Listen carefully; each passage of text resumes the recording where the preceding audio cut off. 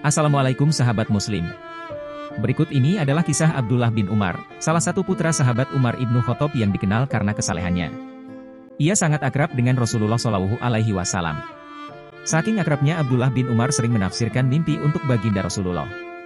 Salah satu cerita menarik dari Abdullah bin Umar adalah kisah tentang dinukil dari buku Figur Wanita Sufi, Perjalanan Hidup Rabiah Adawiyah dan Cintanya Kepada Allah, karya Abdurrahman Mun'im Kandil. Disebutkan bahwa Abdullah bin Umar sangat tidak bisa lepas dari kehidupan di masjid. Bahkan ia lebih sering tidur di masjid daripada di rumah. Suatu saat, Abdullah bin Umar ingin bermimpi tentang sesuatu yang dapat diceritakan kepada Rasulullah Shallallahu Alaihi Wasallam. Keinginan itu pun terkabul. Dalam mimpinya, ia didatangi dua malaikat. Kemudian kedua malaikat itu menjadi kobaran api yang besar. Bahkan kobaran api besar itu terlihat seperti memiliki tanduk.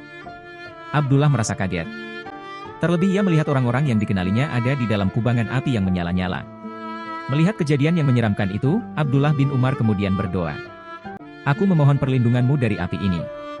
Belum selesai mimpi itu, datanglah malaikat lagi yang kemudian mengajaknya pergi. Malaikat kemudian mengatakan ini kepada Abdullah bin Umar, jangan takut.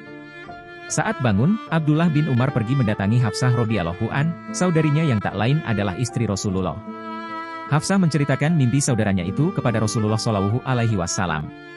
Mendengar kisah itu, Rasulullah kemudian bersabda, sebaik lelaki baik adalah Abdullah bin Umar, selama ia melaksanakan sholat malam. Ujian Nabi seperti itu tidak juga serta-merta meninabobokan Abdullah bin Umar. Ia bahkan lebih meningkatkan ibadahnya di malam hari dan mengurangi jam tidurnya.